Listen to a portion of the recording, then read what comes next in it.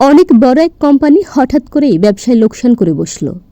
এক দুপুরে সেই কোম্পানির কর্মচারীরা বাইরের ক্যান্টিনে লাঞ্চ করে ফেরার সময় অফিসের প্রবেশ মুখে একটা নোটিশ দেখতে পেল। নোটিশে লেখা ছিল, আমাদের কোম্পানির লোকসানের জন্য যে ব্যক্তিটি দায়ী সে গতকাল মারা গেছে। সেমিনার রুমে একটি কফিনে তার লাশ রাখা হয়েছে। যে কেউ তা দেখতে চাইলে আমন্ত্রিত। একজন সহকর্মীর মৃত্যুর খবর শুনে প্রথমে লোকেরা দুঃখ পেল, তবে এরপর তারা কৌতূহলী হয়ে উঠল এই ভেবে যে আসলে কে হতে পারে সেই ব্যক্তি। তারা সবাই সেমিনার রুমে এসে একত্রিত হলো। সবাই ভাবতে লাগলো, আসলে কে সেই লোক যে আমাদের সাফল্যের পথে বাধা হয়ে দাঁড়িয়েছিল।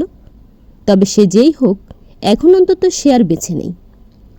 একে একে তারা যখন কফিনের কাছে গেল এবং ভেতরে তাকালো, হঠাৎ তারা কেমন যেন বাকশূন্য হয়ে গেল, হতভম্ব হয়ে গেল, যেন তাদের খুব আপন কারো লাশ সেখানে রাখা ছিল। কফিনের ভেতর আসলে রাখা ছিল একটা আয়না।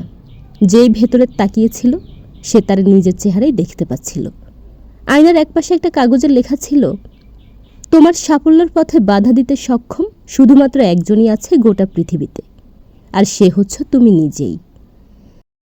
তুমি সেই একমাত্র ব্যক্তি যে তোমার জীবন পরিবর্তন আনতে পারে, তোমাকে সুখী করতে পারে, তোমাকে সাহায্য করতে পারে।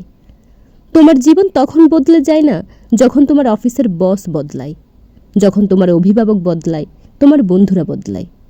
তোমার জীবন তখনই বদলায় যখন তুমি নিজে বদলাও। তোমার সক্ষমতা সম্পর্কে তোমার নিজের বিশ্বাসের সীমাটা যখন তুমি অতিক্রম করতে পারো, শুধু তখনই তোমার জীবন বদলায়, পূরণ হয় জীবনের লক্ষ্যগুলো, নিজের আলোয় আলোকিত করো চারপাশ।